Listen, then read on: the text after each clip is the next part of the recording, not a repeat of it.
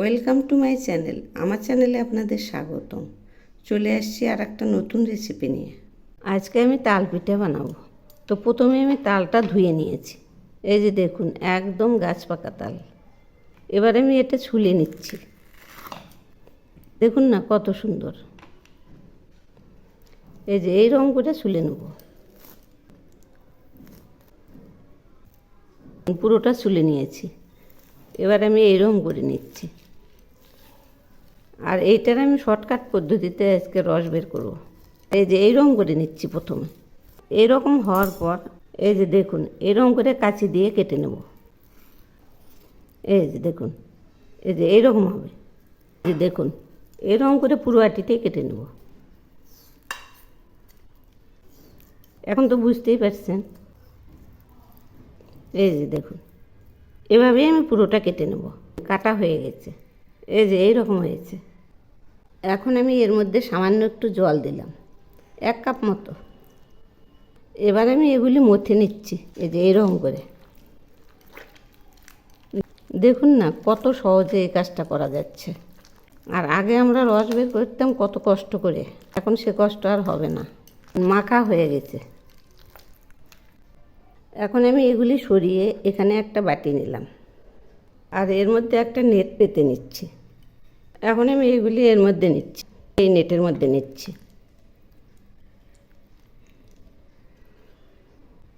আর একটা টিপস শুনুন, যদি ঘন রস বের করতে চান তাহলে একদম অল্প জল দেবেন, তাহলে একদম ঘন রস বের হবে। এই যে দেখুন রস বের করার পদ্ধতি। এই যে একবারে ছাঁকাও হচ্ছে, রসও বের হচ্ছে, তাহলে পরিশ্রমটা কম হচ্ছে। দেখুন না একদম সহজ পদ্ধতিতে এই কাজটা হয়ে যাচ্ছে। এখন তো বুঝতেই পারছেন, এভাবেই আমি পুরো রসটা বের করে নেব। দেখুন একদম ঘন হয়েছে। এভাবে এখন পুরোটা চিপে নেব। এই যে দেখুন, একটা আটেরই কতগুলো রস বেরিয়েছে। এখন আমি 100 গ্রাম ময়দা নিলাম, আর নিচ্ছি 1/2 চামচ চিনি, সেই সঙ্গে নিচ্ছি 1/2 চামচ বেকিং সোডা। এবার আমি নিচ্ছি 1 চিমটি লবণ, এগুলি স্বাদের জন্য। আর নিচ্ছি 2 চামচ রান্নার তেল। এখন আমি এগুলি খুব ভালো করে মিশিয়ে নেব। এই যে দেখুন মেশানো হয়ে গেছে। এই যে এইরকম হয়েছে। এবার আমি এর মধ্যে অল্প করে তালের রস দেবো আর মাখবো। এই যে দেখুন অল্প অল্প করে দেব। এগুলি এখন হাত দিয়ে মেখে নেব। এই যে এইরকম করে হাত দিয়ে মেখে নেব। ডোটা একটু শুকনো মতো করব। এই যে দেখুন মাখা প্রায় হয়েই আসছে। রুটির মতো করে মেখে নেব। এখন আমি এগুলি 10 মিনিটের জন্য রেস্টে রেখে দেব। এবার আমি এখানে কিছু বাঁধাকপি ঝুরি করে নিয়েছি, আর সঙ্গে 2টো আলু ছুলে নিয়েছি। এবার আমি এই আলুগুলো গ্রেট করে নিচ্ছি। এই যে এরকম করে নেব। গ্রেট করা হয়ে গেছে। এই যে এইরকম হয়েছে। এখন আমি এর মধ্যে সামান্য একটু লবণ দিলাম। এবার আমি এগুলি মেখে নিচ্ছি। এই যে এইরকম ডুলে ডুলে মাখবো, তাহলে এখান থেকে বেশ কিছুটা জল বেরিয়ে যাবে। মাখা হয়ে গেছে। এবার আমি কড়াইয়ে 2 চামচ সরিষার তেল দিলাম। এই রান্নাটাতে আমি খুব একটা বেশি তেল দিব না। আর দিচ্ছি সামান্য একটু পাঁচফোড়ন, সেই সঙ্গে দিচ্ছি একটা পেঁয়াজ কুচি আর একটা কাঁচা লঙ্কা কুচি। এখন এই পেঁয়াজগুলো আমি হালকা করে ভেজে নেব। এগুলি ভাজা প্রায় হয়ে এসছে। এই যে দেখুন একটু লাল লাল হচ্ছে। এখন আমি এর মধ্যে দিচ্ছি ওই বাঁধাকপি আর আলুগুলো। এর মধ্যে থেকে যে জল বেরিয়েছে সে জলগুলি ছেঁকে নিয়েছি। এবার আমি এর মধ্যে দিচ্ছি সামান্য একটু লঙ্কার গুঁড়ো, আর সেই সঙ্গে দিচ্ছি 1/2 চামচ ধনিয়া গুঁড়ো। এখন আমি দিচ্ছি 1/2 চামচ জিরার গুঁড়ো, আর দিচ্ছি পরিমাণ মতো হলুদ। এগুলি এখন নেড়ে দিচ্ছি। এই সবজিগুলো আমি খুব ভালো করে ভেজে নেব, যেভাবে বাঁধাকপির ঘন্ট করা হয় ঠিক সেই রকম করে করে নেব। দেখুন সবজিগুলো একদম লাল হয়ে আসছে। এগুলি আর একটু নেড়ে ছিঁড়ে নামাবো। এই যে দেখুন মাখা মাখা হয়েই আসছে।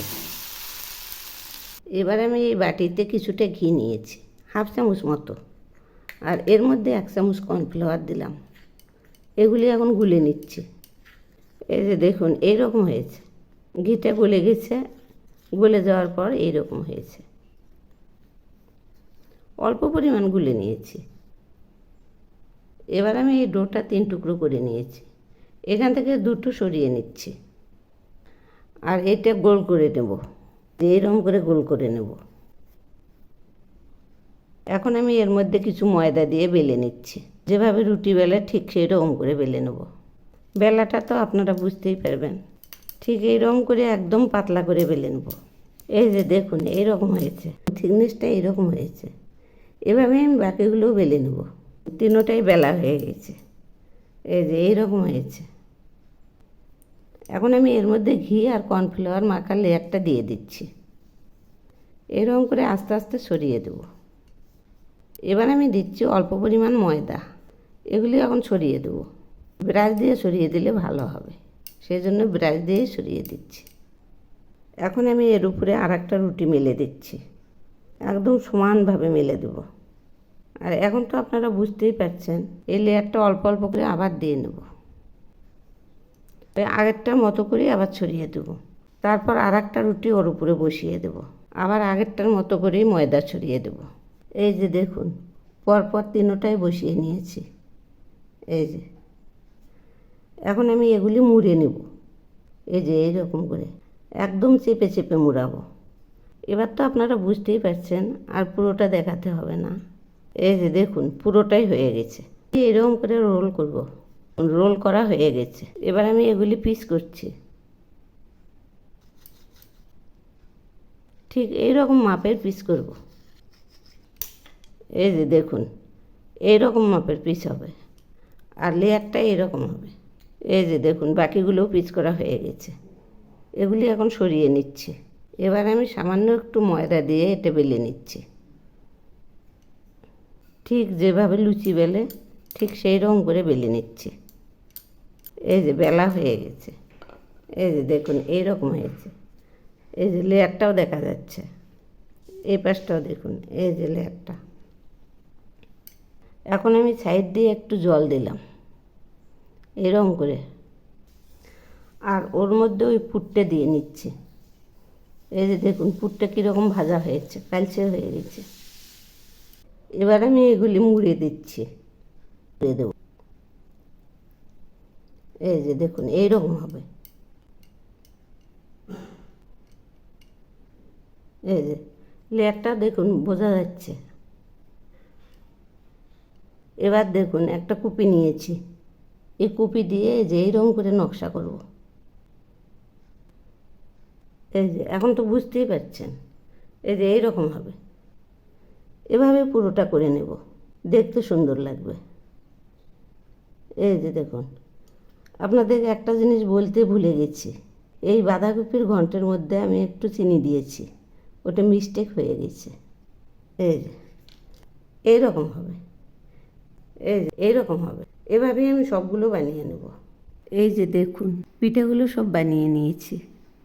এখন আমি কড়াইয়ে তেল দিলাম। তেল গরম হয়েছে।